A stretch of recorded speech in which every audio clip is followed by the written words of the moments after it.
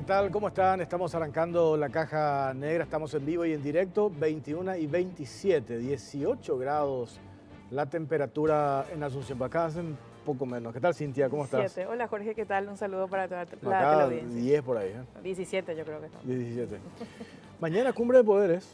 Mañana, 7:15 de la mañana, confirmó el presidente Yo tenía del Congreso. 7:30, 15 minutos más, 15 minutos menos. Adelantaron 15 minutos, sí, están ¿Cuál es la convocados. diferencia? No sé, a veces 15 minutos son 15 minutos. Sí, es verdad. Bueno, se conformó la comisión, en realidad ya se había conformado, pero hoy la primera reunión, la comisión asesora, ¿verdad? Es una comisión asesora ad honorem que conformó la Cancillería Nacional el pasado 2 de agosto. Habíamos hablado bastante de esto, se planteaba el tema de que qué quiere Paraguay, qué se plantea a partir de esto y bueno, hoy justamente se daba esta primera reunión y también se daba a conocer las primeras renuncias a esta comisión. Las renuncias, una de ellas está con nosotros, la ingeniera Mercedes Canese. El otro es el doctor Carlos Mateo Balmelli. Y acá están otros nombres de quienes Lea renunciaron. Jiménez. Lea Jiménez, Carlos Naps, y ahí están, 4. 4. En total quedaron 29 personas como integrantes formales de esta comisión. Cecilia Buick es otra integrante, politóloga. Ella pidió que se conforme también la comisión negociadora, que es distinta a esta comisión, ¿verdad? Exactamente. Ella emplaza incluso al gobierno, dan un plazo de una semana para que entre en acción efectivamente este grupo y ella plantea algo un poco más allá, pide que solamente queden aquellos que son patriotas y honestos y no hayan estado vinculados a hechos de corrupción. Se van a quedar poquísimos, con honrosas excepciones. Probablemente. ¿Verdad? Y el otro tema, el apagón analógico. Va a estar el ex ministro de Senatix, eso es un ministerio que ahora desapareció porque se fusionó con SICON, ahora es MITIC. ¿Por qué se postergó el apagón analógico? Esto que ya se tuvo que haber hecho en el 2016, se postergó al 2020, se volvió a prorrogar al 2021 y hay cuestiones que vamos a compartir después en un informe detrás, una presunción que tenemos, pero vamos a hablar con David Ocampos, entiende muchísimo sobre eso. ¿Por qué se postergó el apagón analógico? ¿Presentamos a nuestros invitados o vamos al informe primero? Vamos al informe primero. Tenemos casi que el informe para contextualizar de lo que vamos a hablar y a la vuelta presentamos ya a nuestros invitados, el doctor Mario Paz Castañ y la ingeniera Mercedes Canese.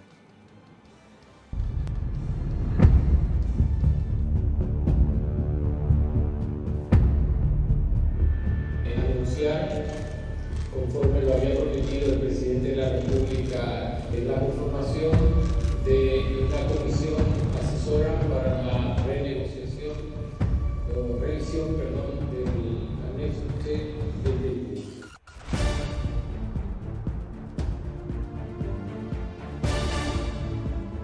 Itaipú, causa nacional, Comisión de Notables está estancada y sin norte. En medio de la crisis por el acta secreta firmada con Brasil y un eventual juicio político, la Cancillería anunció la conformación de una comisión de notables con miras a la renegociación del anexo C de la Itaipú binacional. La comisión quedó prácticamente estancada desde entonces y sin objetivos concretos. Desde el viernes 2 de agosto, día en que con bombos y platillos se anunció la conformación de esta comisión de notables, no se supo nada más. Ninguno de los invitados fue convocado hasta ahora y tampoco se conoce de algún cronograma de reuniones. Expertos aseguran que actualmente Itaipú tiene 3 costos: gastos de explotación, los royalties y el servicio de la deuda, que configura el 60%. Cuando se pague toda la deuda en el 2022, Brasil desea disminuir el costo de la energía garantizada, pasando de los actuales 44 a los $17. No está claro si Paraguay quiere energía más barata, que puede impulsar las industrias, o más royalties que posibilitarán la creación de un fondo soberano y permitirán las inversiones en infraestructura. Varios de los sondeados para integrar esta comisión de notables coinciden en que hasta el momento se desconoce cuál es la postura de Paraguay, qué se pretende lograr y menos aún la estrategia para negociar con Brasil. Se desconoce además si las decisiones de este equipo de notables serán o no vinculantes. Esta comisión de asesores debe ampliarse para incluir todas las visiones de la sociedad y sus encuentros deben ser ampliamente difundidos por todos los medios posibles. Convertir a Itaipú en una verdadera causa nacional será la prioridad del gobierno de Mario Abdo Benítez.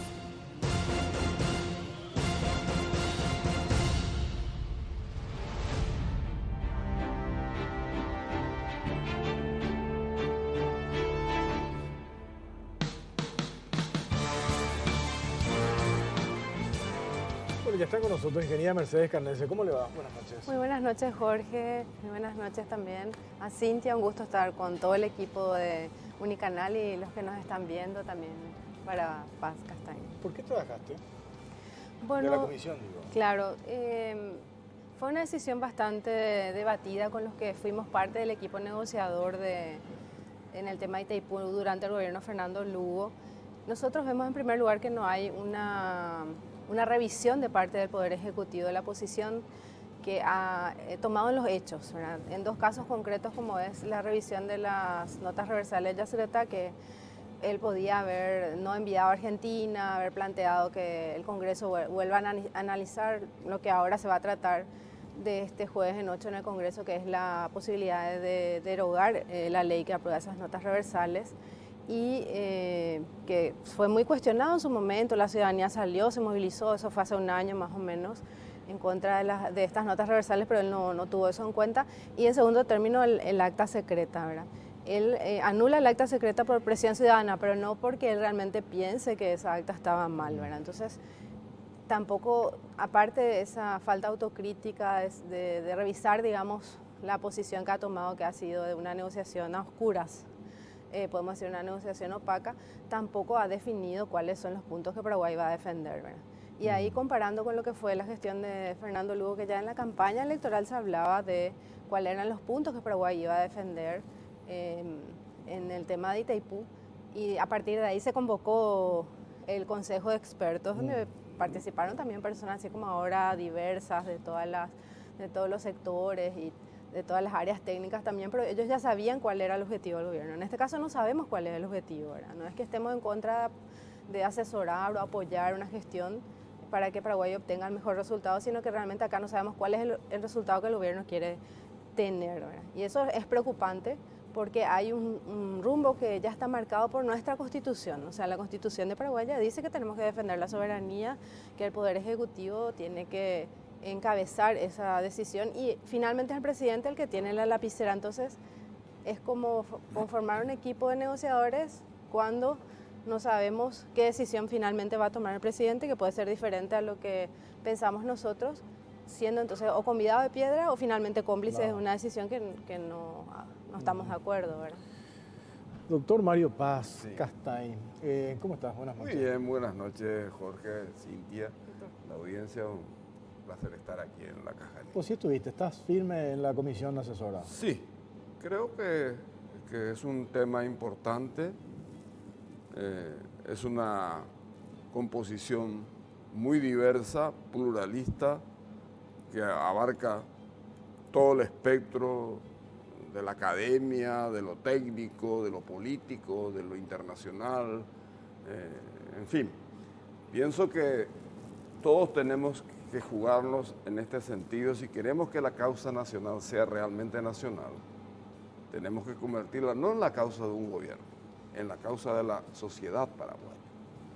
Y la sociedad paraguaya siempre hemos sostenido que dos roles tienen los países como los nuestros cuando enfrentan problemas o complejidades en la relación internacional: la transparencia y el derecho. Si nosotros renunciamos a estos dos elementos, será siempre muy complicado defender los principios constitucionales que avalan la soberanía y la defensa del patrimonio nacional.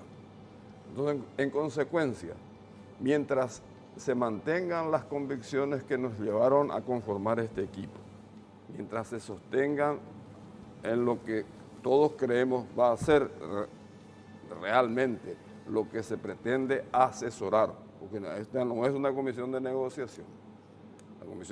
El equipo negociador lo tendrá que designar el presidente de la República porque él es el responsable constitucional de las relaciones internacionales del Paraguay y su brazo ejecutora por la ley 553 de Relaciones Exteriores, es el canciller su brazo ejecutor. Entonces, en consecuencia, nosotros podemos aportar lo que nuestras trayectorias, nuestras experiencias en los ámbitos que nos toquen, en el ámbito de nuestras competencias, podemos aportar cosas que van a diseñar finalmente desde saber qué es lo que se pretende, saber qué es lo que se quiere en esta negociación, y esto es una cuestión que muchos sabemos.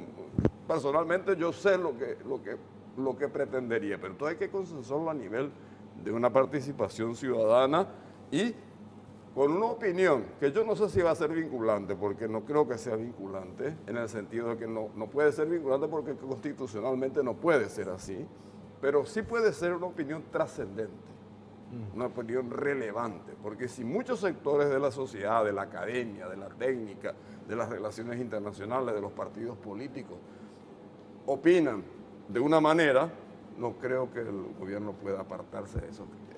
Y si se aparta, bueno, será responsable de los hechos que lleve adelante en ese sentido.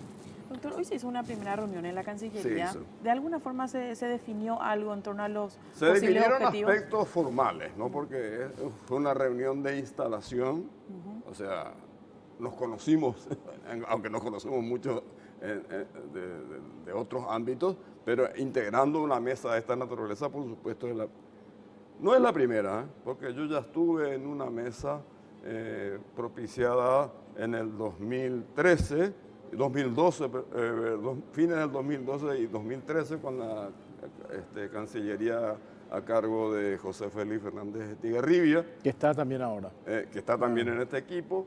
Y él había armado un equipo, no digo igual porque yo creo que es más amplio, es más diverso, tiene una composición más pluralista incluso que aquella, pero el objetivo era el mismo, sacar conclusiones para la renegociación del anexo C de Yacyretá. Y sacamos esas conclusiones. Algunas de ellas fueron omitidas. Sí. Ingeniera Mercedes Canese, yo preguntaba, ¿cómo van a conformar primero la comisión asesora y la comisión negociadora? O sea, se supone que la comisión asesora va a asesorar a la comisión negociadora. Y no sabemos quiénes forman parte de esa comisión negociadora, ¿o sí?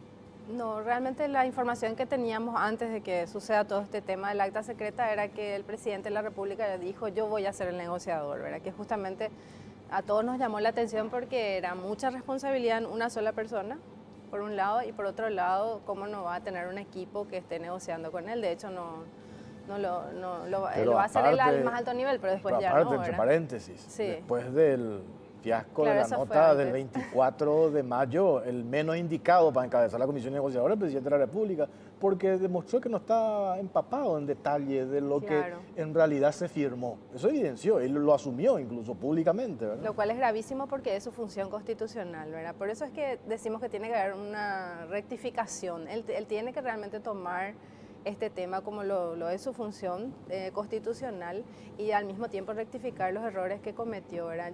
Yo no estoy en contra de que se haya conformado un equipo negociador y me parece que es un paso importante que ha dado el gobierno. Lo hizo muy tardíamente, tenía que haberlo hecho hace un año, ¿verdad? Cuando empezaba la gestión. Pero no está mal que lo haya hecho. Lo que sí me parece que es incorrecto es que ni siquiera haya todavía definido su rumbo. Y también quería decir que hay otro poder del Estado que tiene un rol muy importante en este tema también, que es el poder legislativo, porque el poder legislativo es el que va a ratificar o rechazar lo que el presidente, el poder ejecutivo firme con el Brasil sobre el anexo C de Itaipú, que obligatoriamente se tiene que revisar, ¿verdad? Entonces, yo creo que ese rol que, de hecho, el Congreso creo que tuvo muchísimo más iniciativa que el Poder Ejecutivo en hacer algo participativo, porque conformó comisiones de entes binacionales, ahora se conformó la comisión de investigación también por este tema del acta secreta, el Parlasur también tiene su comisión, o sea, hay 3 comisiones en este momento, Parlasur, Senado de Diputados, más la comisión, 4 en total, ¿verdad?, de investigación, y que ya empezó a trabajar desde que se gestó este nuevo Congreso, y me parece que eso es muy importante porque ellos finalmente van a decir si está bien o no lo que se firmó y de acuerdo a eso ratificar o no, ¿verdad?, lo que se firme, ¿verdad?, en el futuro. Y ese es un rol que además tiene que estar acompañado por la ciudadanía. O sea, cuando nosotros rechazamos también participar de consejo dentro del Poder Ejecutivo, no significa que vamos a dejar de aportar. Tanto Claro. yo como otros que fueron también sondeados, pero no tuvieron a lo mejor la mala suerte de que su nombre salga sin su permiso, ¿verdad?, en la lista. Doctor Mario Paz, le escuché a uno de los argumentos de Carlos Mateo Valmelli. Nadie pone en duda su capacidad, su conocimiento, fue director de Itaipú, escribió un libro al respecto, etcétera, etcétera. Y él dice, le quiero preguntar si hoy se bajó línea en el sentido, no sé si el término bajar línea, ¿verdad? Porque eso a algunos no les gusta, pero si se marcó algunas pautas en el sentido, Carlos Mateo decía, yo no me puedo ir a participar de una comisión y hoy estoy en un rol de comunicador, porque tiene un programa de radio, y yo voy a verme obligado a socializar lo que se habló en esa comisión. Y yo no sé si eso es ético o no es ético, si eso se puede hacer o no se puede hacer. Por eso lo que decías, doctor, me parece importante. No es vinculante o no va a ser vinculante la decisión de la comisión asesora, pero en el momento en que están 29 personas, todos o en general, digamos, habrá casos particulares, de notoria honorabilidad, nosotros le vamos a llamar a la radio, yo te voy a llamar a la radio más de qué hablaron y te vas a ver obligado a contarme. O sea, se va a socializar. Por supuesto, mira, en las intervenciones que se dieron esta mañana, varios de los integrantes de esta comisión sostuvimos el criterio de la transparencia. Además, personalmente, yo creo que el secretismo en la diplomacia es cosa del siglo pasado. Hoy, en el siglo XXI, ya los objetivos son mucho más abiertos. Miremos lo que está pasando en el mundo. Miremos lo que pasa con el Brexit y el Reino Unido. Saben ya positivamente todos los actores de esa negociación que en noviembre, con acuerdo o sin acuerdo, el Reino Unido se va a ir.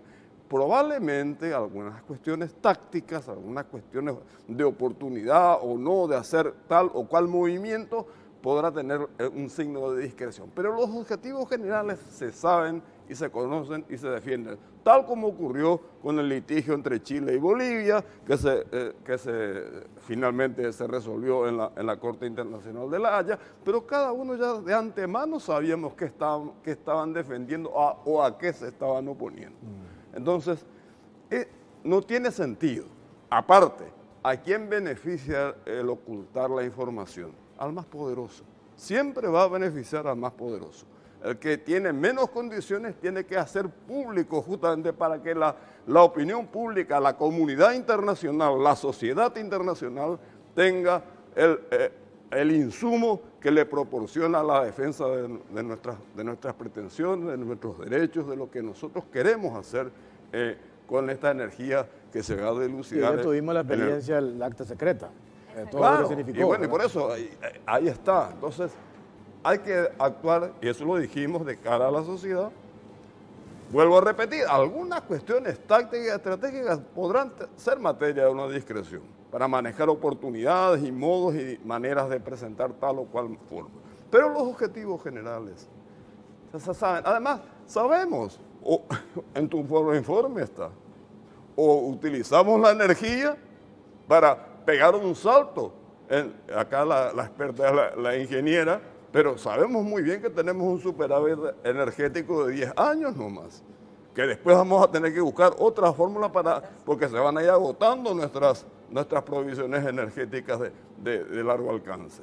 Entonces, tenemos 10 años prácticamente para aprovechar al máximo esto y dar un proceso, un salto de calidad en el desarrollo, que fueron las ideas fundacionales, y acá me permito hablar ya con el paso de los años. Cuando ocurrían los años 70 y 80, ¿con qué ideas se emprendieron Yacyretá, Itaipú y Yacyretá? Porque ese es el orden, ¿no? Y la idea fundamental era el desarrollo. Se desarrolló el vecino, no nosotros. Entonces, y esa es una herencia que nosotros tenemos que revertir.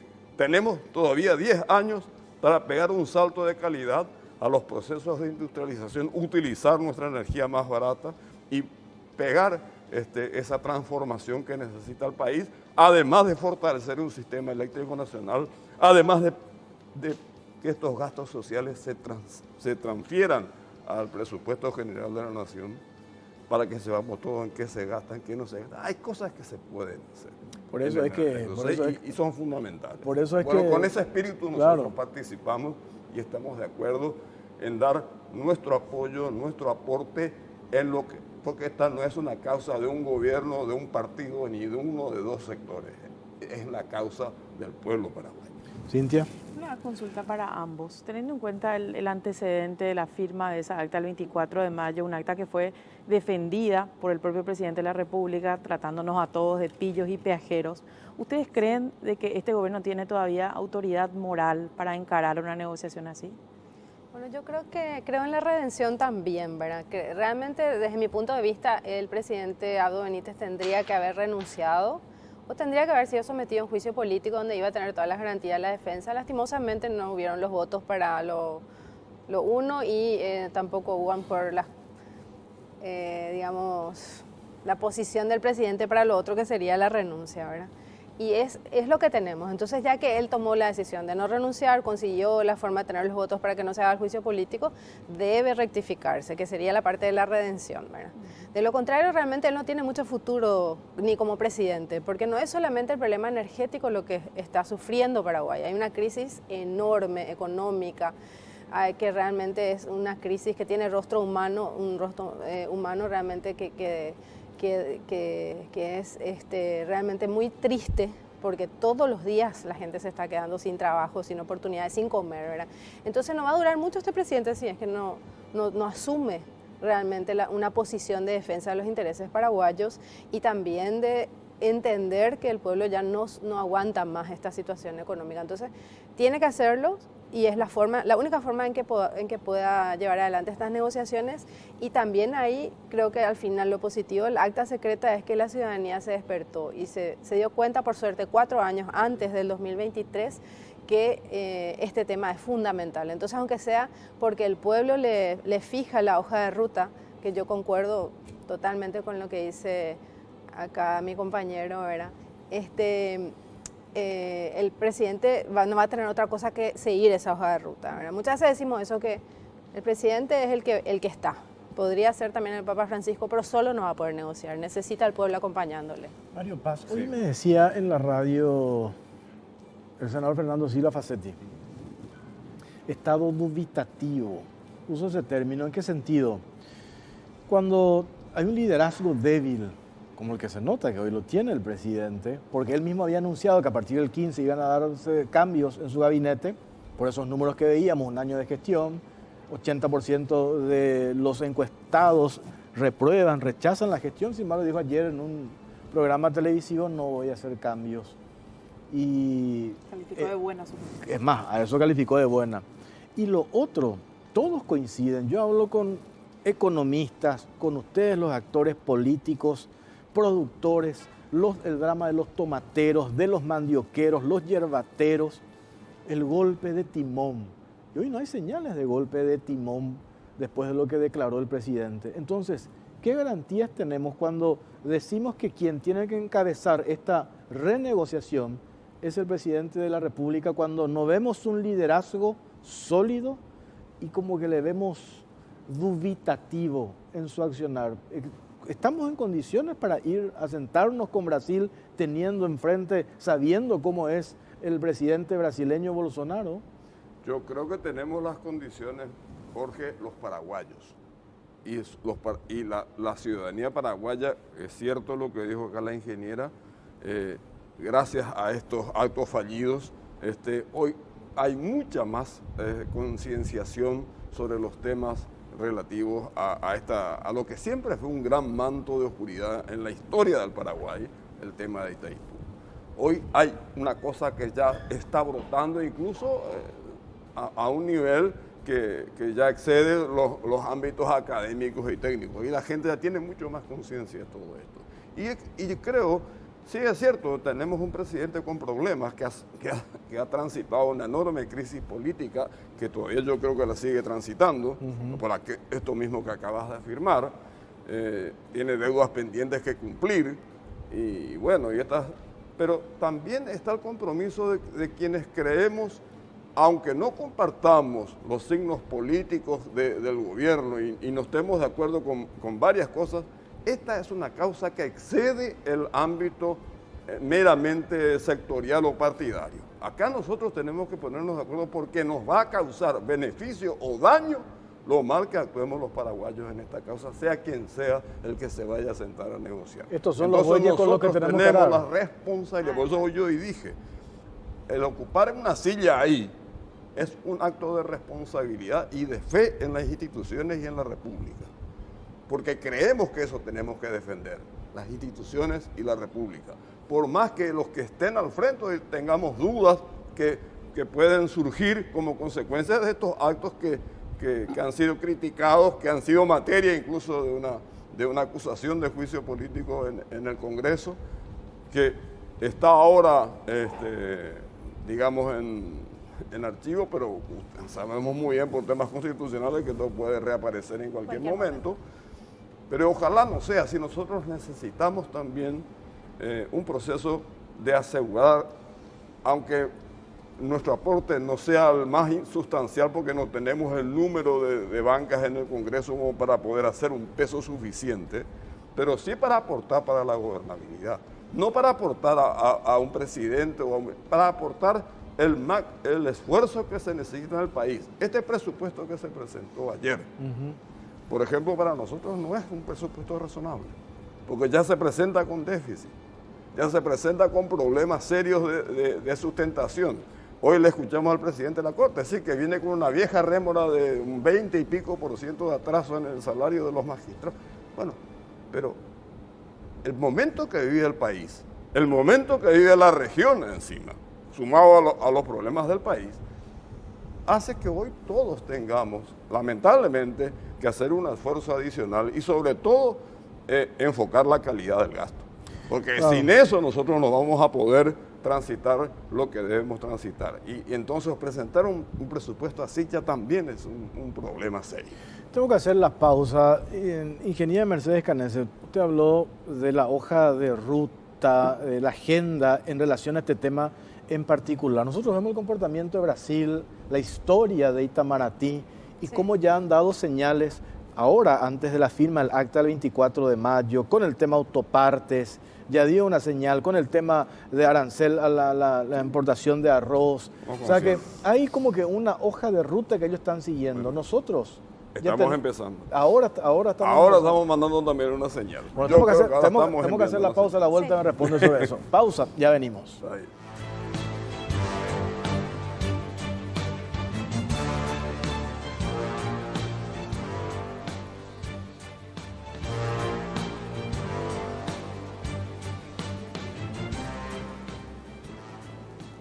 Bueno, seguimos en la Caja Negra, estamos en vivo y en directo, estamos hablando del tema Itaipú, renegociación, la mesa negociadora, etcétera, etcétera, y otras cuestiones también sobre el tema político. ¿Querés preguntarle algo a Mercedes, Cintia? Sí, Jorge.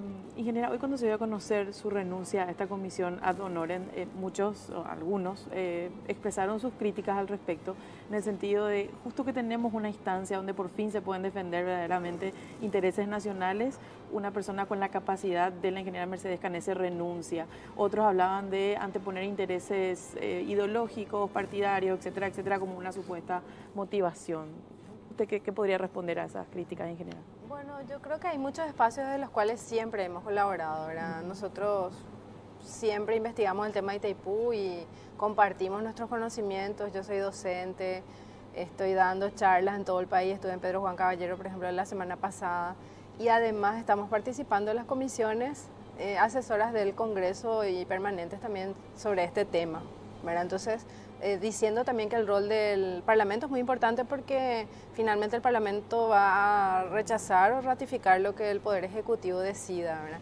Y no es que nos negamos a estar en una comisión con el Poder Ejecutivo, solamente que nuestra participación es como condicionada, o sea, ¿de qué sirve para nosotros?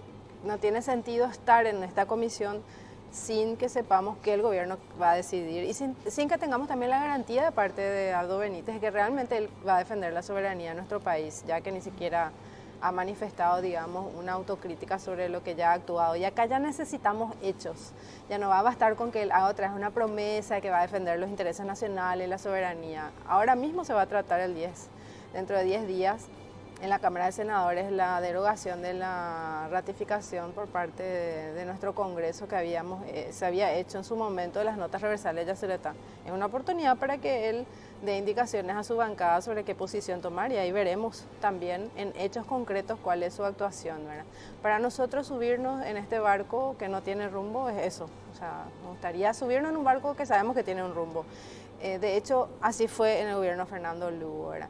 Y siempre vamos a estar igual dando nuestras opiniones y para eso es fundamental también que las negociaciones, como dice Mario Paz, sean transparentes, sean públicas, como tuvieron que haber sido desde el comienzo y lastimosamente no fueron. Una lectura más política, doctor Mario Paz Castaín. ¿Sabes qué me preocupa a mí? Se conforma esta comisión asesora, el equipo de los 29 notables, pero hay una cuestión, un reclamo de actores, por ejemplo, de Honor Colorado. Hoy hablé con Walter Hams. Ellos están, esa unidad, el salvataje al juicio político se está pegado con saliva. Desde ese movimiento interno de la ANR siguen pidiendo señales. Yo no sé si esa señal pasa por sacarlo a Friedman o sacarlo a PETA, algunos ministros.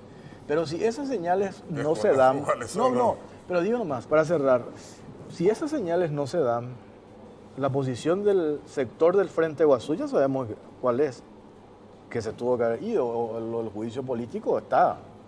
No sé si Pachaquería ya se bajó de esa pretensión. Nosotros tenemos la posición que hemos manifestado, el vicepresidente sí, y al presidente vamos a acompañar el juicio para ver cómo defiende él su desempeño en lo que le tocó en este tema. Pues digo nomás, yo sí todavía... Esa fue la posición oficial final del porque país. Llegaste a reconocer que todavía estamos en una crisis política. Claro, se hace una cumbre, yo no sé si va a surtir efecto o no la cumbre, pero ¿qué pasa si el líder de Honor Colorado amanece y dice nunca recibimos ninguna señal del presidente y nosotros vamos a acompañarlo, no sé si los juicios políticos, y entonces, ¿en qué va a quedar otra vez todo esto? Porque yo creo que tiene que darse las dos cosas al mismo tiempo.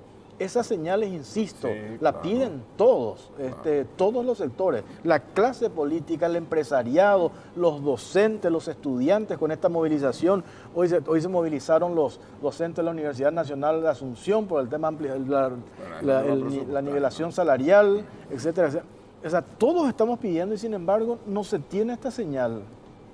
Bueno, y esa es la cuestión que a nosotros también nos preocupa, ¿no? El que no haya en este momento esos cambios que se anunciaron. De alguna manera, hoy, por ejemplo, omití decir que los presidentes de las comisiones de Relaciones Exteriores de ambas cámaras del Congreso están presentes en esta comisión, o sea, integran el Consejo Asesor. O sea, está el presidente de diputados y el de senadores.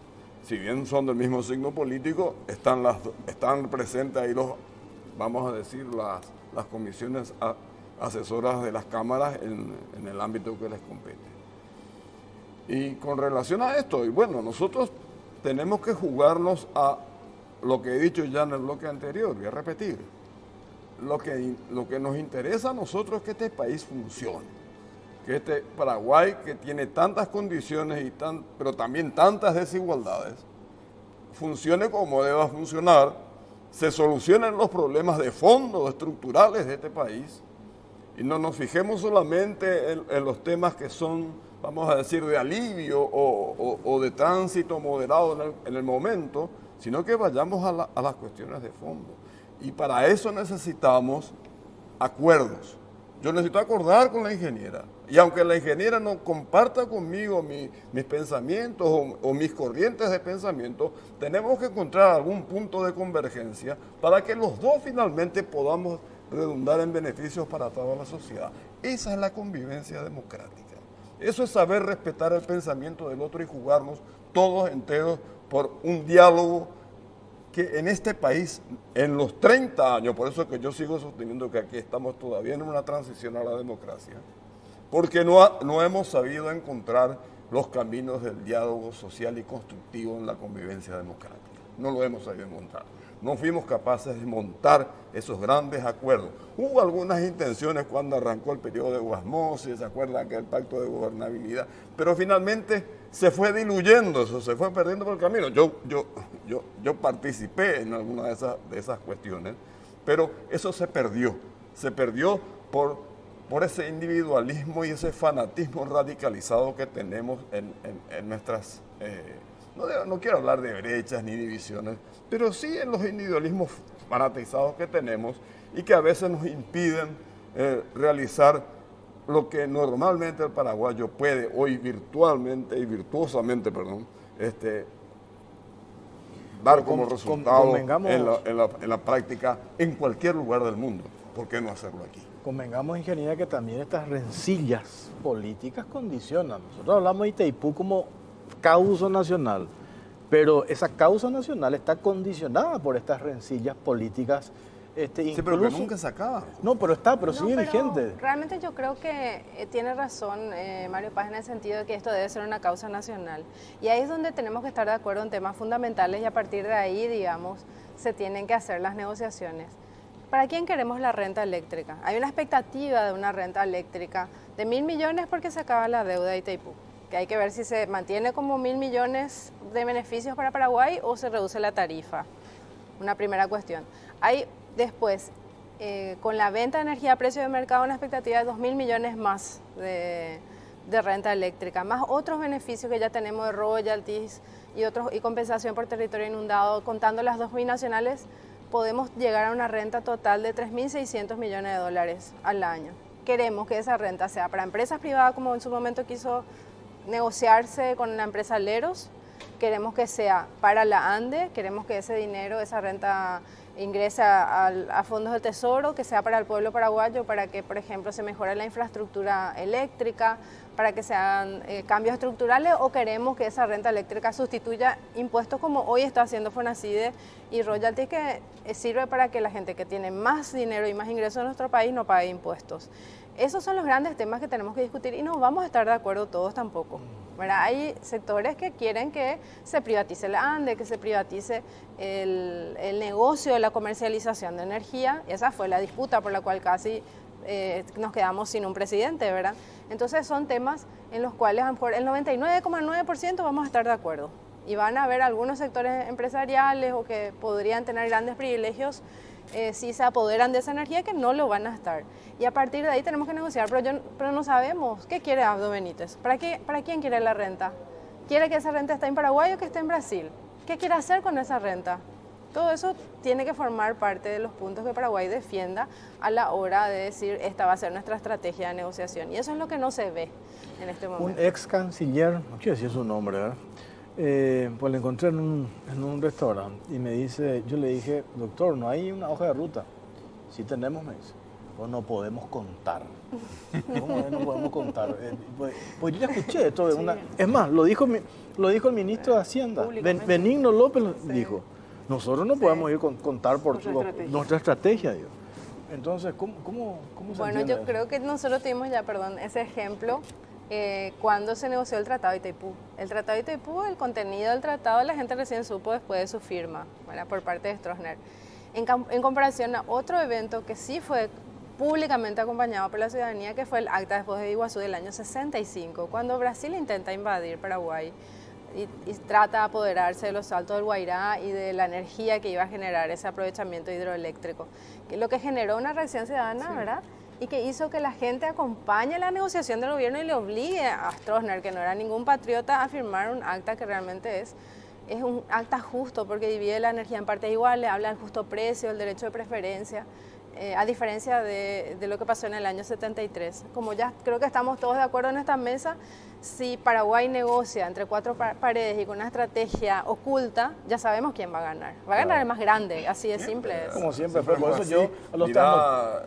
recordemos nuestra guerra grande, cuando nos impusieron el Tratado de Paz. Las fuerzas brasileras, con José María Paraños, que era el canciller de Brasil, y vino como embajador al Paraguay.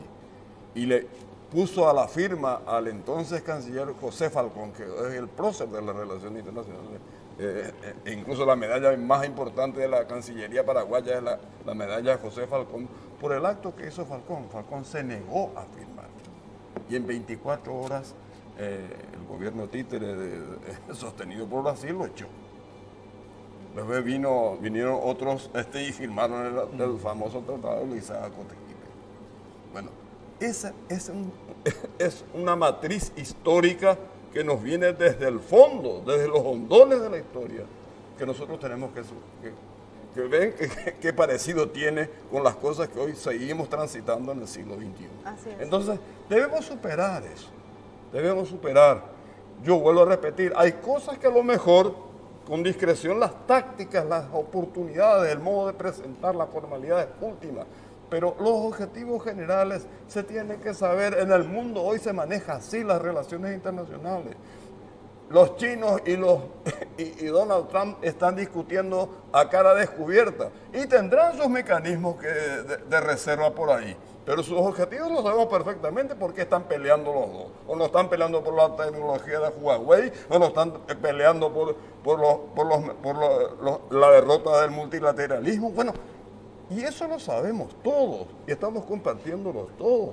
Entonces, no veo por qué tenemos que transitar en aquello de lo inexplicable, de lo que está De lo como una oculto, ciencia lo opaco. fantástica que está ajena a nosotros. No, por favor.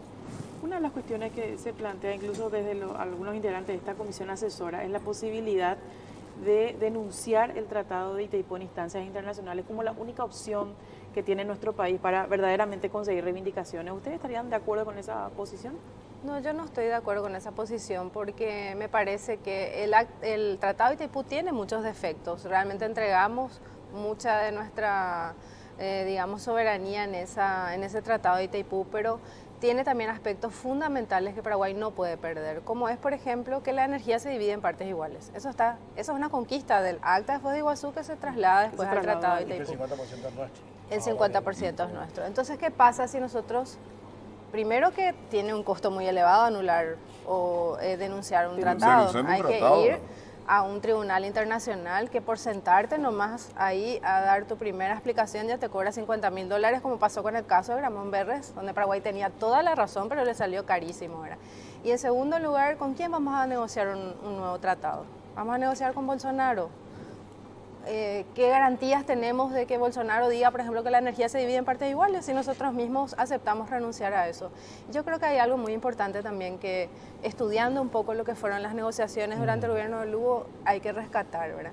Que a nosotros la posición que nos dio más fuerza fue decirle a Brasil que ellos estaban violando el Tratado de Itaipú. Y efectivamente ellos son los que cometieron las violaciones más graves del Tratado de Itaipú, como por ejemplo vender la energía, comprar la energía por debajo del costo, lo que generó la deuda espuria, que es uno de los elementos que saca también Jeffrey Sachs, que la deuda tendría que ser cero.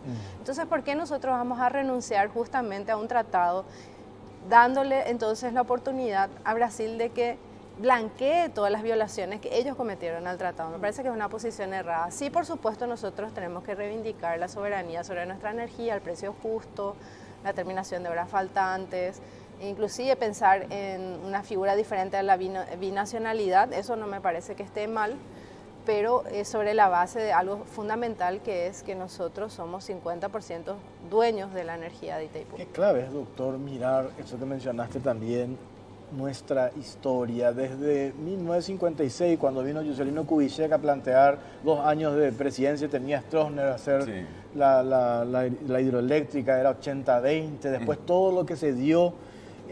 Y por otro lado, Brasil potenciando las industrias y nosotros prendiendo foquitos. Claro, por eso yo siempre cuestiono a los trasnochados estronistas que dicen, Stroessner nos dio Itaipú. Sí, nos dio Itaipú, y ¿qué hicimos nosotros? Prendiendo foquitos. Y ellos estaban despegando desde el punto de vista económico, instalando industrias cuando nosotros pudimos haberlo hecho eso, claro, y no lo hicimos. pudo haber tenido el derrame que tuvo Brasil y no lo tuvo. No. Lamentablemente, gobierno tras gobierno, en todas estas últimas décadas, se han cometido los mismos errores. Y bueno, es el momento, creo, por eso es que es importante ocupar los espacios. Por eso es importante. Yo lamento que la ingeniera no esté, porque es un aporte fundamental. Su visión, su mirada, que aunque yo la pueda en algunos casos no compartir, ¿no? Pero es importante tener esas miradas, porque nosotros necesitamos encontrar lo que dije hace unos minutos. Aunque pensemos en algunas cosas diferentes, tenemos que encontrar los puntos de convergencia comunes que nos permitan defender con más éxito nuestras pretensiones y nuestros derechos. Y eso lo vamos a conseguir si los paraguayos y las paraguayas nos entendemos de la mejor manera posible. No vamos a conseguir la armonía absoluta, la uniformidad de pensamiento, olvidémonos de eso. Pero encontremos los consensos básicos, los mayores consensos posibles. ¿Qué es lo que buscan las naciones modernas? Las alianzas inteligentes que nos permitan llegar a arrimar nuestro barco al puerto deseado. Porque eso es lo que nosotros tenemos que buscar. Encontrar los puentes que nos lleven, mejor dicho, el barco que nos conduzca al mejor desembarco posible. Y eso no está alejado de nuestras inteligencias, de nuestras posibilidades, de nuestros recursos humanos, que los tenemos muy valiosos. No lo digo por mí, sino por mucha gente que está en ese grupo y que no está en ese grupo también, y que desde muchos sectores podemos aportar a vivir un Paraguay mejor. Y tenemos las condiciones para hacerlo. Tenemos un país que no tiene los traumas que tienen otras sociedades, que no tiene las diferencias, incluso étnicas o religiosas, que tienen otras sociedades. Es cierto que tenemos unos problemas culturales tremendos, unos déficits de educación tremendos, unas desigualdades en el orden social tremendas, pero si somos capaces en estas condiciones que acabo de citar, podemos superarlas con más facilidad que otras sociedades. Falta el superar nuestro tremendo individualismo. Yo creo que por ahí es donde fracasamos en nuestras posibilidades. Una última pregunta, Cintia. Después yo quiero cerrar tengo una pregunta puntual para ambos. A mí me gustaría escuchar la opinión del doctor Mario Paz, que es un experto en relaciones internacionales, sobre esa propuesta, porque es una propuesta, la de denunciar el tratado, digo, de dos integrantes actuales de la comisión. Yo comparto el criterio de la ingeniera. Creo que si bien algunos aspectos de la negociación del anexo se van a tener pueden llegar a colisionar o tener alguna cuestión que merezca alguna rectificación o modificación, que se la podrá hacer por nota reversal o por otro mecanismo, el costo que tiene una instancia. No solamente el costo económico, el costo político, porque estamos enfrentando a un país muy poderoso que incluso tiene 1 o 2 jueces ya en la Corte Internacional. Uno de los mejores internacionalistas del mundo está ahí sentado por Brasil en esa corte. Entonces, no es fácil, ya Bolivia lo sufrió. Sí. Y era solamente para sentarse, no era ni siquiera para todavía sentarse nomás. Entonces, nada. nosotros tenemos que conseguir por los mecanismos de la negociación pacífica, pero firme, de la negociación pacífica, pero con sustancia y contundencia en la transparencia y en el derecho. Y bueno, si por ahí tenemos un traspiés en el sentido de que nos han avasallado superando nuestras posibilidades, bueno, quizás nos quede como último recurso opción. Eso, pero digamos que los que están enfrente también son racionales, y los que están enfrente, nuestros vecinos del norte, por más poderosos que sean frente a nuestro país, también tienen sus enormes problemas. Tanto es así que esa industria de San Pablo está dependiendo muy fuertemente de la energía barata que le proporciona Itaipú frente a otras energías. Entonces, esas son las cosas que nosotros en su momento debemos jugar y ver qué compensaciones conseguimos, porque no vamos a ganar el 100% de la batalla. Eso también hay que ser bien claros y transparentes en eso. En una negociación vos tenés que ceder algo y el otro tendrá que ceder algo para lograr el éxito que nos convenga a los dos. No como hicimos con el Acta 24, que cedimos todo, ¿verdad? No. Por eso yo Además, hay un problema legal. Nunca se dijo eso, pero hay un problema de legalidad. Un acta no puede estar por encima de un acuerdo suscrito por los presidentes. Y aparte, yo tenía como un elemento positivo cuando el presidente de la República en un discurso expresaba que estaba muy contento porque Bolsonaro le llamaba Marito. Yo decía, bueno, aprovechar también esa afinidad que tenía Lugo con Lula, y se logró el acuerdo Lugo-Lula, que es beneficioso para el Paraguay. Yo dije, bueno, ahora también la misma historia, vamos a tener esa sintonía. Pero había sido esa sintonía, entregamos todo al Brasil.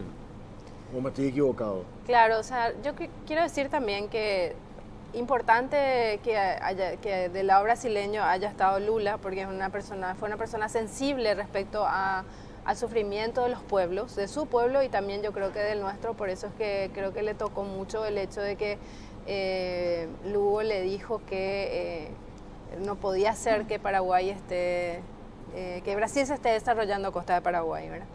Y eso yo creo que él sintió mucho, además de que también como multilateralizamos todas las negociaciones, ganamos inclusive el apoyo de organizaciones sociales de Brasil, eso también fue una presión para Lula.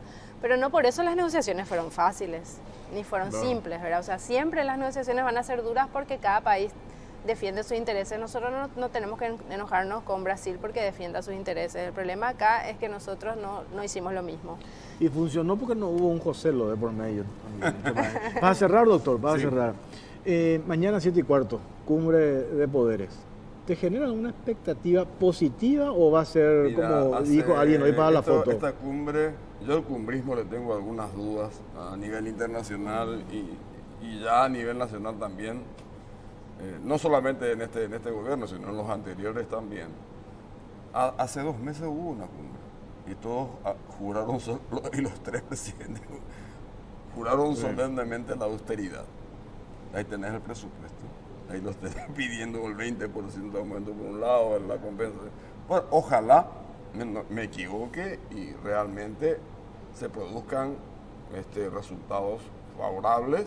Nunca está de más dialogar. Yo acabo de señalar justamente eso. Estaría haciendo un acto contradictorio si me opongo al diálogo. Pero la verdad que no tengo muchas expectativas, sobre todo por los últimos resultados. Pero ese partido del presidente de la cumbre, del presidente de la República, digo. Bueno, en este caso fue el presidente del Congreso el que tuvo la iniciativa. Pero por eso entonces digo, habrá que ver si por ahí, en este momento, que es un momento clave porque viene un presidente con una debilidad institucional, por ahí se consigue un ejercicio más fuerte de las convicciones que deben resultar de estos encuentros que finalmente deberían traducirse en las acciones de las políticas públicas que defendemos cada uno de nosotros. Ingeniera, ¿solucionamos el problema de Paraguay mañana después de la cumbre? Y lastimosamente creo que no, porque el primer paso de una cumbre de este tipo es justamente que se tome conciencia de los problemas. Y como dice, si bien yo no estoy de acuerdo con las críticas que él hace al presupuesto, yo creo que este presupuesto demuestra que no hay ninguna percepción de parte del Poder Ejecutivo de la crisis económica que hay, ¿verdad? O sea, ¿no se asume luego la crisis? No. Es más, dicen que van a crecer 4% el año que viene, ¿verdad? Y no proponen ninguna medida anticíclica para que eso suceda. O sea, realmente no hay mucho que esperar porque no hay un reconocimiento de los problemas. Yo era de pachequería, me identifico más con Mercedes que contigo, Mario Paz. Bueno, ¿por qué eso? Es cuestión de gusto. Doctor, gracias por su tiempo. Al contrario. Ingeniera, muchas gracias. Muchas gracias. Cintia, a la vuelta de la pausa hablamos con el ex ministro de Senatic, David Ocampo, apagón analógico. A la vuelta de la pausa, ya venimos.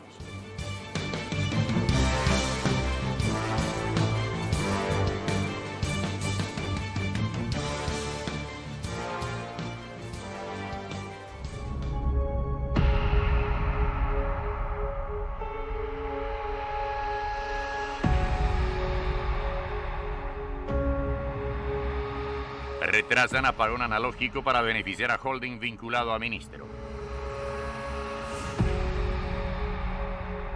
La Comisión Nacional de Telecomunicaciones, Conatel, decidió volver a retrasar el apagón analógico. El paso a la señal digital recién se dará a partir del 2021. La decisión genera críticas y sospechas que apuntan directamente al ministro Alejandro Peralta Bierzi. El denominado apagón analógico es un proceso que consiste en la migración del actual sistema de TV analógica a un nuevo estándar adaptado al formato digital. Esta digitalización dará paso a un renovado sistema de transmisión de señales que incluirá mejoras en la calidad de la imagen y sonido de los canales de aire, así como otras múltiples ventajas. El apagón analógico se daría de manera escalonada en Asunción y ciudades aledañas a partir del 31 de diciembre del 2021 y posteriormente avanzará a las demás zonas hasta culminar en el 2024. La decisión de Conatel desata sospechas, teniendo en cuenta que el ente regulador de las telecomunicaciones depende del ministro Alejandro Peralta Bierzi, vinculado a un holding que aglutina a varios canales de aire. En nuestro país se viene proyectando el apagón analógico desde hace varios años, aunque dicha transición ha sufrido varias postergaciones. En principio, se estableció el primer plazo para el 2016, posteriormente fue reprogramado para el 2024. Años después, se recalendarizó para fines del 2020. Ahora, con este nuevo retraso, el proceso arrancará recién en el 2021. La decisión de atrasar nuevamente el apagón analógico coloca al país en el anteúltimo lugar en toda la región y en uno de los más atrasados del continente. Una de las argumentaciones esgrimidas por el ente manejado por Peralta Bierzi es que las condiciones no están dadas aún, especialmente en el interior del país, donde los televisores aún siguen siendo analógicos. Sin embargo, desde la propia Conatel admiten que no cuentan con información veraz en relación al porcentaje de la población que aún utiliza televisores analógicos. La Cámara de Teledifusoras del Paraguay asegura que el 80% de los hogares paraguayos no tiene los aparatos con la norma digital.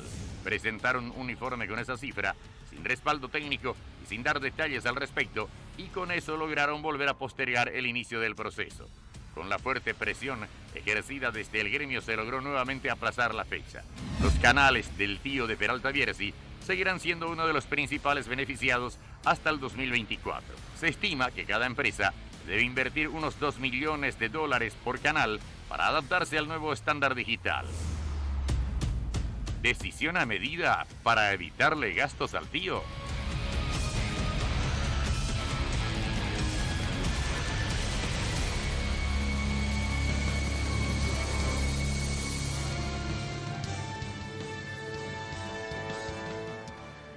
Bueno, seguimos en la caja negra, segundo bloque, Cintia, apagón analógico. ¿Entendemos todos qué es el apagón estábamos analógico? discutiendo realmente recién con David y creo que en general hay poco conocimiento y también es una responsabilidad que tiene Conatel. En el 2010 se estableció esta decisión de migrar a este nuevo estándar digital y a partir de ahí yo particularmente no recuerdo una sola campaña de educación para que la gente entienda, comprenda y realmente se pueda impulsar incluso desde la ciudadanía, esto que al final nos va a beneficiar a todos, David, ¿no? Está con nosotros David Ocampos, ex ministro de la Senatic. Hoy ese ministerio que ya no existe se fusionó con MITIC. ¿Qué tal, David? ¿Cómo estás? Buenas noches, Jorge, Cintia y a toda la audiencia de tu canal. Realmente el tema, cuando hablamos de apagón analógico, hay que comenzar a intentar definir qué es lo que es eso, porque si no la gente no entiende, ¿verdad? Hay que entender que nosotros, por principio, la televisión desde los años 70 es una televisión de acceso gratuito. Lo que viene por aire y aquello que, si vos no tenés cable, no tenés parabólica, no tenés internet, el principio es que lo mismo tenés que poder ver televisión. Entonces, en los años 70 comenzaron los primeros canales, comenzó seguramente, creo que fue SNT, Canal 9, después vino RPC, Canal 13 y así por consiguiente hasta poblar la grilla, hasta tener 6 canales, lo que llamamos en TV abierta o gratuita. Llega un momento donde estas transmisiones no tienen más que ser así analógicas, tienen que ser digitales porque la tecnología evoluciona y implican nuevas prestaciones, como la de ver en mejor definición, la interactividad, de poder ver desde los celulares y por ende un montón de beneficios. Entonces, ¿qué es lo que ocurre? ¿Qué es el apagón analógico? Es, en primer lugar, que los canales, primero, en la misma antena que tienen, con los mismos transmisores, a partir del 2010, cuando se establece el estándar, ya tengan que gradualmente comenzar a transmitir en digital. Esta señal en digital y al mismo tiempo en la misma antena con la señal analógica. ¿Qué es lo que se está haciendo, que es lo que siempre David, tuvimos en los años 70. ¿verdad? Venimos de eso entonces. Entonces la gente hoy continúa viendo en analógico, y aunque hay muchos canales que ya están comenzando a transmitir, un caso, este canal por ejemplo, la RPC, transmite en analógico, mantiene su señal de siempre en analógico, pero al mismo tiempo está transmitiendo también en digital. Pero ¿qué es lo que pasa? Esos son canales que ya están comenzando a transmitir en digital y uno tiene que poder ver con alta definición totalmente gratuito. No hace falta, muchas veces uno confunde que tu televisor es digital porque ves en HD pagando cable o pagando una señal por suscripción de TV satelital, ¿verdad? Y en realidad el concepto es continuar viendo canales gratuitos por aire, pero en alta definición. aparecen nuevos canales también en este proceso, ¿verdad? Nuevos canales. Hoy día están transmitiendo ya, creo que casi 10 canales, entre RPC, Canal 9, Telefuturo y otros, más o menos prácticamente son 10, que la población debería poder estar viendo ya esos canales en digital, gratuito, por aire. ¿Por qué se estableció en un principio el apagón analógico 2010? Supongo yo que, ¿qué es lo que se dio para plantear esa fecha para el apagón? ¿El comportamiento en los países de la región a nivel mundial? ¿Por qué nosotros decidimos hacerlo en el 2010 en principio? Es una tendencia gradual. El 2020 fue un punto así límite. Por acuerdo internacional, sobre todo por organismos internacionales como la Unión Internacional de Telecomunicaciones, que es un poco el organismo internacional que regula todas estas cuestiones de normativas. Nosotros adoptamos, porque obviamente hay varios estándares en la transmisión de TV digital. Está la norma americana, la norma europea, la norma japonesa. Que es la que nosotros adoptamos. Nosotros, ¿no? en el 2010, en el gobierno de Lugo, obviamente por una fuerte influencia y un lobby de Brasil, porque eran los que tenían el estándar japonés adaptados a una versión de ellos, entonces como que se posicionó eso. Entonces en ese momento Paraguay adoptó el estándar japonés / brasilero, vamos a decirlo, porque los brasileros hicieron una adaptación cuando se trata del retorno, de la interactividad. Entonces, es ahí donde desde el 2010 que nosotros se pautó de que los canales vayan previsionando presupuestos para ir actualizando a esta modalidad de transmisión digital con este estándar. Y así también los importadores, con toda la cadena de distribución, vendedores, etcétera, tengan que comenzar también a exigir en la aduana, con la homologación de Conatel, de las marcas, de manera que, porque el ciudadano pues no sabe, él compra nomás la televisión, no sabe los detalles. Entonces, esa es una Entonces, si vos te vas a la casa que vende electrodomésticos, no tenés que preguntarte, este es válido para TV digital paraguaya, ya no. Se supone que vos ya tienes que, por un acuerdo ya en aduanas, con Conatel, homologado, todos los equipos, por oficio, esa televisión que se compró ya hace 3, 4, 5 años, desde el 2010 está el estándar, debería estar ya ese estándar incorporado. ¿Qué es lo que pasa? Hoy tenemos seguramente se acordaron mejor con los importadores hace unos 3, 4 años. Con el anterior gobierno se estipuló y a partir de ahí ya los televisores, ya en una gran mayoría los importadores comenzaron a traer ese televisor con el sintonizador para poder ver TV digital abierta. Pero no todos. Entonces todavía ahora tenés que irte y eso es lo que implica ahora decirle a la ciudadanía, che, cuando te compras un televisor ahora anda a preguntar, ¿este ya está preparado para TV digital paraguaya con el estándar? ¿Está o no está? Eso no te dice el vendedor. David, no es por oficio que ocurre eso. Claro. Exacto, sobre el punto, para que la decisión, para que se vuelva a postergar en esta oportunidad el apagón analógico, uno de los argumentos esgrimidos por Conatel, basado en una nota que presenta Catelpar, que es el gremio de las teledifusoras, dice el 80% de los televisores todavía no están preparados. Ese es un dato que ellos mismos reconocen, no tienen forma de verificar, no hay un sustento técnico, simplemente es el pedido que hace este gremio. ¿Te parece que es un argumento válido? Lo que pasa es que no se trata de la preocupación, no debe ser el apagón analógico, cuando los canales van a bajar su transmisión en analógico. Nuestra preocupación tiene que ser que tanto la población ya está preparada como para absorber ese beneficio de ver en forma digital los canales. ¿Y cómo se determina eso? Y eso pasa por una cuestión de que vos tu televisión probablemente antes del 2009, 2010, tenés todavía, ¿verdad? Vos por este efecto no vas a ir a comprarte un televisor para adaptarte, salvo que tengas mucho poder adquisitivo. Vas a esperar primero que tu televisión se descomponga, se destruya o no funcione más para ir a renovar tu televisión. Probablemente si ahora eso te ocurre porque se rompe tu televisión y te vas a la tienda más cercana al electrodoméstico, sí probablemente ya hay una alta posibilidad de que ese televisor esté preparado. Pero si no, no. Entonces es más o menos ojímetro, es aproximado. Pero yo creo que está por ahí, en ese orden más o menos. ¿80%? Sí, ha de estar en un 80, 70% más o menos de televisores que no están preparados. Claro que así también ponerle una interfase para que tu televisor esté apto para eso es un aparatito de 20, de 20, 30 dólares a reventar. No es problemático eso, pero sí para un sector vulnerable de la población sí ya es 30 dólares, ya es algo importante. No, claro.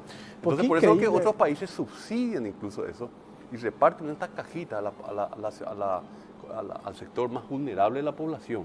Este mismo debate nosotros tuvimos ya hace 2 años atrás, la misma discusión. ¿Y por qué otra vez repetimos esto? ¿Verdad? El otro día una publicación periodística decía: Conatel cede a la presión de los empresarios. ¿Y cómo se interpreta la presión de los empresarios? Porque para migrar del analógico al digital, los canales tienen que hacer una inversión importante. Estamos hablando de una inversión de mucho dinero. Que previsto, porque no hay vuelta atrás. Si no hacen esa inversión, va a llegar un momento también que estos equipos no van a tener más repuestos para cambiar. Y no solo eso. Eso ya está en la hoja de ruta seguramente. Y los canales tradicionales que siempre operaban por aire ya tienen asignada una frecuencia. Ya la gran parte ya compró estos equipos. Están en pruebas, en procesos de pruebas, muchos de ellos, ¿no? Después están los otros canales, porque ¿qué es lo que pasa con TV Digital? Antes teníamos como 6 canales nomás que se podían. Ahora, cuando se abre toda la grilla, van a aparecer muchos más canales aire digital. Ya no nos vamos a limitar a 6, van a haber 15, 20, 25 canales, pueden haber, conforme Conatel vaya licitando y abriendo para nuevos canales. Entonces, como que el mercado la audiencia se diversifica más en varios canales y no se concentra solo en 6 canales. Es el efecto que ocurre. Y el otro efecto que ocurre es como que se equipara mucho a los beneficios que te da una TV por suscripción. En TV de suscripción vos te vas porque tenés muchos canales, ¿verdad? Aquí más o menos vas a tener también muchos canales nacionales, toda esa grilla de los canales bajos, de 2, 3, 4 hasta 18 que están en los cables, ¿no? Entonces eso se transporta al mundo aéreo, por aire, sin pagar nada. Entonces, por eso es lo que muchas veces dicen, no le va a gustar a los cable operadores, claro, porque en el fondo a ese usuario, a ese consumidor que se mueve en la grilla nacional, entonces le deja de tener mucho efecto, digamos, estar pagando una suscripción. Pero obviamente que no se va a equiparar nunca a la posibilidad de tener canales internacionales 40, 50, nunca va a competir realmente. El que sale beneficiado en todo esto es la población más carenciada, que puede ver más canales sin pagar nada y con una alta definición. Sencillo. David, explicas muy bien cuáles son las ventajas para el usuario. Y el Estado, tengo entendido que también tiene ventajas importantes a hacer este apagón analógico para el propio Estado. Bueno, el Estado... Obviamente, ¿se liberan las franjas y se puede volver a licitar? No, existe lo que se llama el dividendo digital, porque al ser canales digitales, en la misma frecuencia pueden meter, por ejemplo, el grupo X, que tiene 2, 3 canales, puede meter más de un canal en el mismo espectro que estaba usando antes. Entonces, lo que se genera... ¿Sin la autorización de Conatel? Con la autorización de Conatel con siempre, todo. Acuérdense que el espectro de radio es un recurso limitado, por eso es que se licita, sí, no es ilimitado. Entonces hay que licitar, porque no pueden entrar 100 canales, 200 canales aire, hay un límite. Sí. Pero eso se optimiza. Ahora, porque ocupaban 6 canales, ahora pueden entrar muchos más canales, hay más, se diversifica más la opción. Pero el Estado gana más, ¿no? Y el Estado se libera también para una frecuencia posterior, seguramente para licitar otras cosas, porque el Estado en cada licitación gana mucho dinero. Por ejemplo. Gana mucho dinero, porque es un recurso preciado. Un canal de televisión, una licitación cuesta mucho dinero. Tener una frecuencia para operar celulares cuesta muchísimo dinero. Entonces se libera también una franja para dar otros servicios a la telefonía celular, como 5G, por ejemplo, 5G. Otras cuestiones, ¿verdad? Que conforme va avanzando la tecnología, la oferta tecnológica, la alta velocidad, el ancho de banda, van apareciendo los jugadores del sector privado. Entonces eso implica más dinero y más recursos de ingresos para el Estado. Pero el beneficio principal yo creo que es para la población, para el pueblo en general, ¿verdad? ¿Por qué te parece, David, que ya se postergaron en 4 oportunidades? ¿Por qué se postergó en 4 ocasiones esta Porque decisión? el argumento de Conatel me parece un argumento débil. O sea, lo del 80% eso que preguntaste. Exactamente. Ese es un dato basado, o sea, es escrito en una nota que presenta Catelpar, ¿verdad? Sí. Y el propio técnico de Conatel dice, nosotros no tenemos forma de verificar, ahora vamos a trabajar con la Dirección de Encuestas y Censos para ver si efectivamente es así. Claro. O sea, tomar una decisión sin base técnica. La preocupación no debería ser postergar o cuándo se va a apagar la señal analógica. Nuestra preocupación tiene que ser que lo que se viene postergando es esta campaña educativa a la ciudadanía. Que en primer nunca lugar, se hizo, David. asegurarse que todos los televisores que entren ya vengan con el estándar de TV digital. Y obviamente cerciorarse y también que haya una comunidad técnica de fabricantes y las industrias con todos los canales para que ellos puedan también estar transmitiendo en TV digital, digamos, porque eso requiere mucha armonización, en el sentido de que las antenas, pues no puede haber antenas en toda la ciudad, hay que, si aquí de este canal no te permite agarrar la zona de limpio con una sola antena, entonces tiene que haber también acuerdos para que, por ejemplo, el canal puede usar la antena de Telefuturo, que está por decirlo así, en Cuatro Mojones, o viceversa. Telefuturo no agarra bien la zona de Sajonia, puede usar la antena de Canal 9. Esas coordinaciones, hay muchas coordinaciones y trabajos previos que hay que hacer, que creo que se está descuidando. Por eso es que la población no está en condiciones, o porque no tiene la televisión adecuada, o porque no tiene la cajita, o porque el canal no ajustó bien todavía su señal para tal sector o hueco que no agarra bien la señal. El consumidor no sabe sus derechos en materia que tiene que exigir una televisión ya preparado para el TV. El importador muchas veces está rebuscándose con saldos de televisión barata y no está importando la televisión adecuada.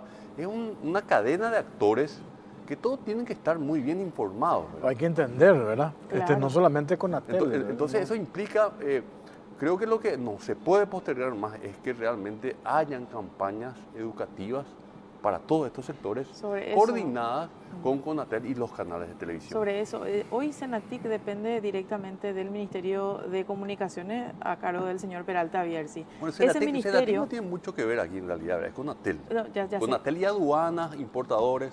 Conatel en este caso. ¿Verdad? Este ministerio tiene hoy un préstamo que ya está cobrando en parte de 130 millones de dólares. Hablamos en varias ocasiones de este famoso préstamo. Agenda digital. Exactamente, agenda digital. Yo no recuerdo haber leído en todos esos documentos que miramos un ítem que tenga que ver justamente con esa campaña de educación a la que hace mención David y que es tan necesaria para que la gente entienda de qué se trata esto. ¿Verdad? En el informe, David, nosotros planteamos en base a ciertos comentarios de gente que está en el área que la inversión que tiene que hacer estimativamente cada canal, cada empresa, para cada canal es de 2 millones de dólares. ¿Te parece que va por ahí el monto? Sí, puede ser. ¿Me puedes responder después de la pausa? Sí, claro. Porque tengo que cumplir, ¿sí? ¿Te notaste? Pausa, ya venimos.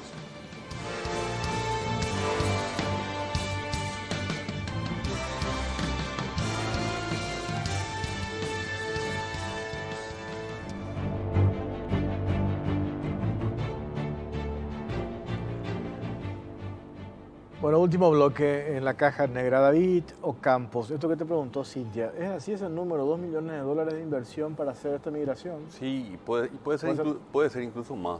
Porque acuérdense de que la cobertura es nacional y una antena, un transmisor, te cubre solamente, vamos a suponer que vos pones ahí en la zona de calle Última y te va a cubrir, apenas va a llegar al centro la señal y para cubrir las ciudades periféricas de Gran Asunción, ¿verdad? Y eso hay que replicar en las principales cabeceras distritales prácticamente de todo el país.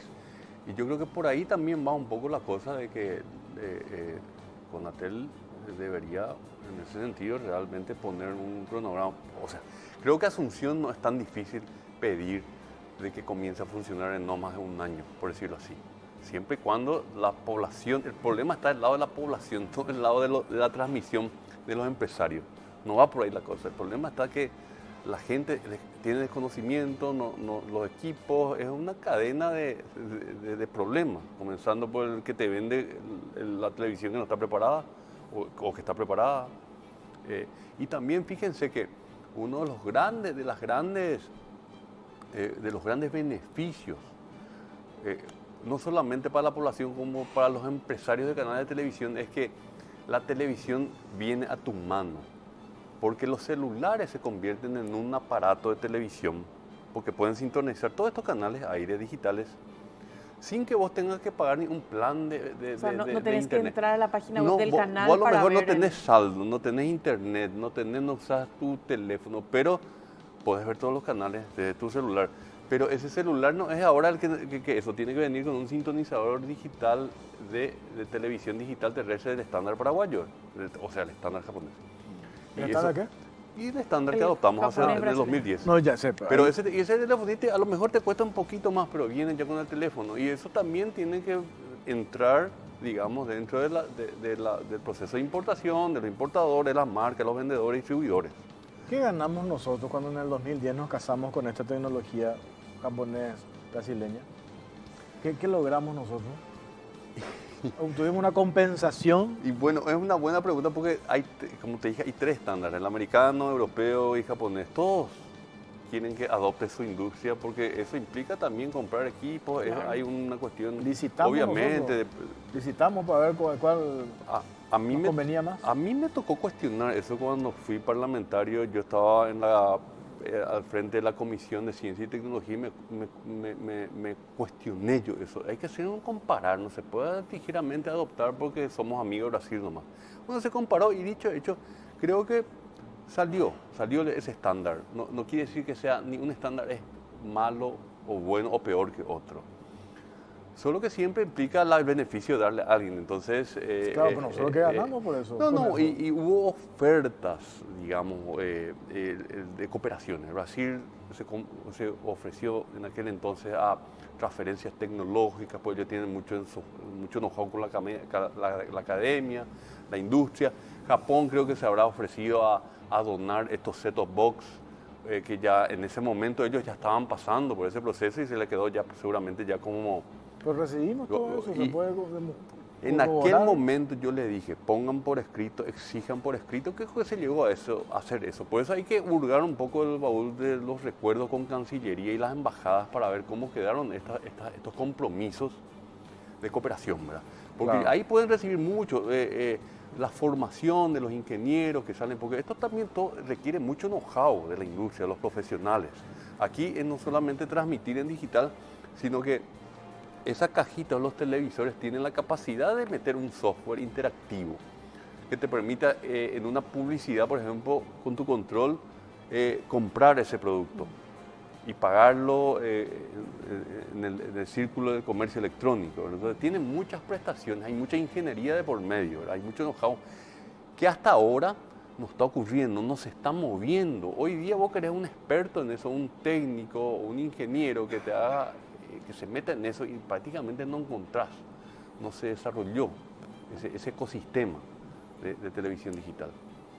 David, ¿cuál fue la experiencia en otros países? Tengo entendido que en algunos, por ejemplo, se hizo por partes, por etapa, este apagón analógico. Otros, como mencionaste, Se subsidió. subsidiaron exactamente los equipos. ¿Alguna referencia que tengas de otro país? Todos pasan por el proceso de prender en digital y analógico y trabajar para que la población esté preparada. Ahí está para la eso. clave. La población más vulnerable generalmente es subsidiada por estas cajitas. Se le da unas cajitas. Tipo, aquí sí tenemos que hacer eso y tenemos que ir a la SAS, seguramente la Secretaría de Acción Social.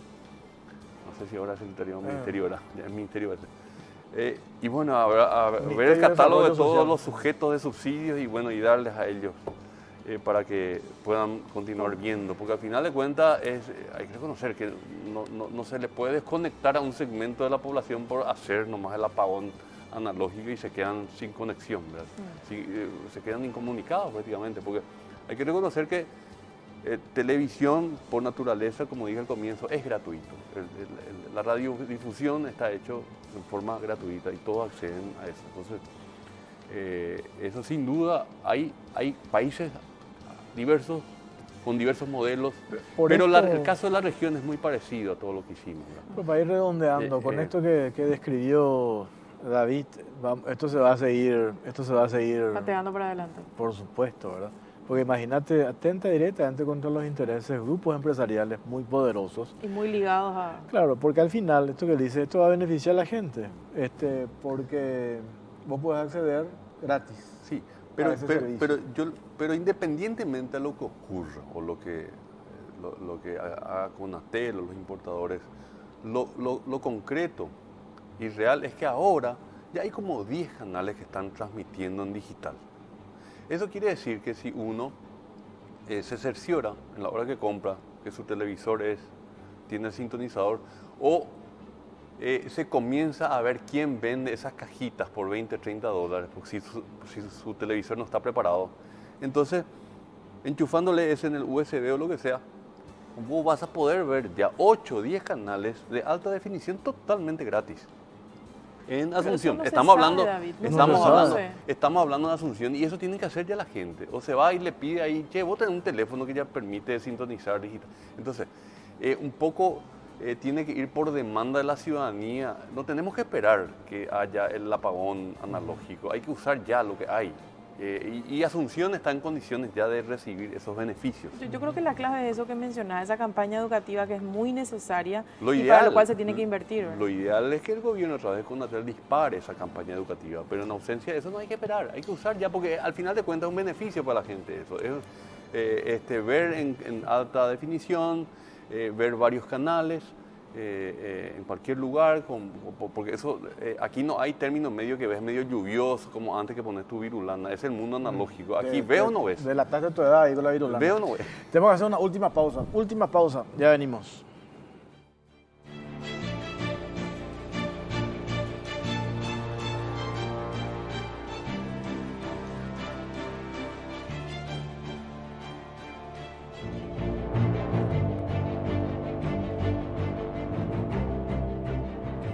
Bueno, tenemos un minuto para irnos. Me dicen que en aduana ya está ese proceso para que los televisores vengan con ese sistema. Sí, hace 3, 4 años por ahí justamente se habló, en aquel entonces a mí me tocaba estar en Senatix con el ministro Leite, el presidente Lacartes, y se quitó un decreto donde justamente se le exigía a aduanas, en conjunto con los importadores, que solo entren televisores.